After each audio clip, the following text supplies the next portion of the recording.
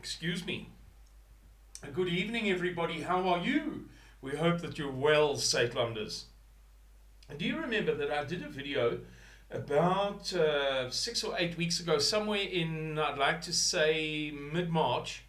It could be out by a little bit, but approximately mid-March, in which we described to you the enormous increase in the Eskom rates that has been granted by NERSA. So what they've done is they've not said Eskom may put up domestic electricity fees by 49% or whatever the case may be. What they said when they announced it was that NERSA had given Eskom permission to recover an increase of revenue by so many billions. I'll show you one of the articles here, and then we'll come to the point in a second. Here we go. Okay, so in this article, which goes back to the 16th of February, it's on My Broadband by a staff writer. It says Eskom will increase electricity tariffs by 15.63% on the 1st of April 2021. This is following an agreement, blah, blah, blah. It was confirmed in a court order handed down on the 15th of February. The High Court found in 2020 that the power utility should recover 69 billion in a phased manner over a 3-year period. And in the previous video that I did, I grappled a little bit with the statistics, and it was a bit difficult to work out precisely what 69 billion meant in percentage increases on households over 3 years. You know, is that 10% increase a year, or 15.63 as we read here, and then the following year 29.4, who knows? But I've since been able to work it out a little bit better. Still not absolutely brilliantly, but remember that the old rate, the last time that you paid the old rate was in March, let's call it the 31st of March 2021.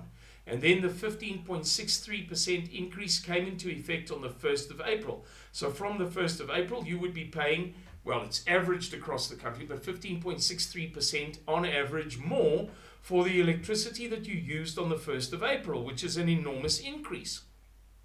But there will be another increase and another increase again in order for them to recover the entire 69 billion that they're permitted to do in a phased manner, as you saw there in the article.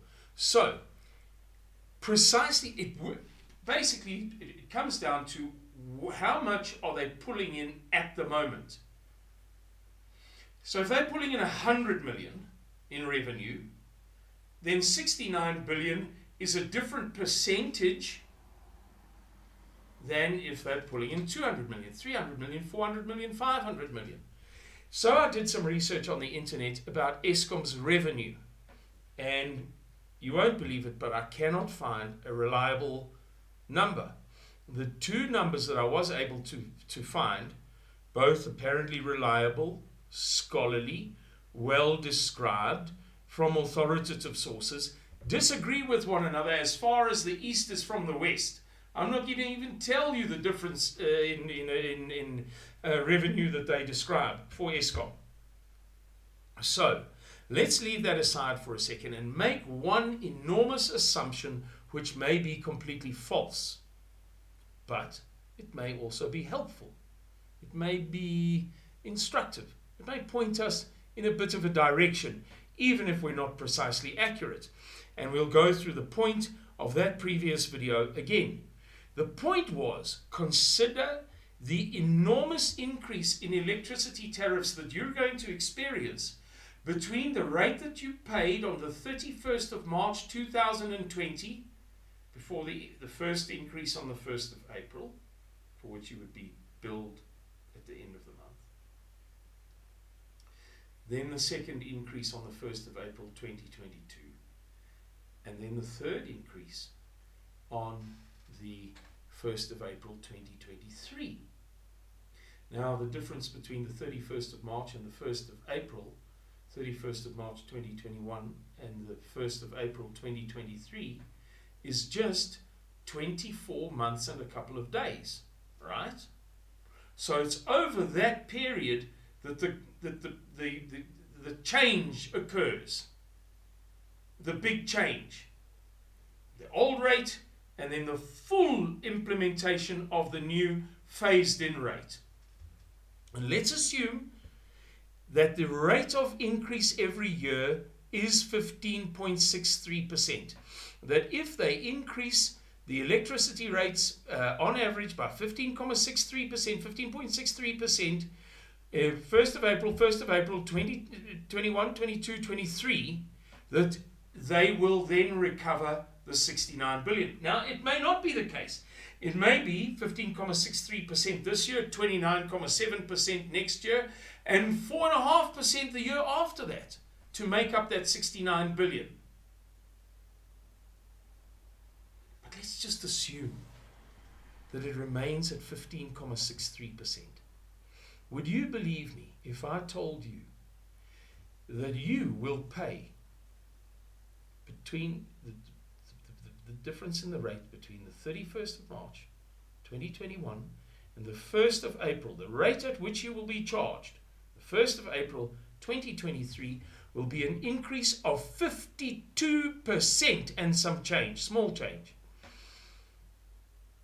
52%.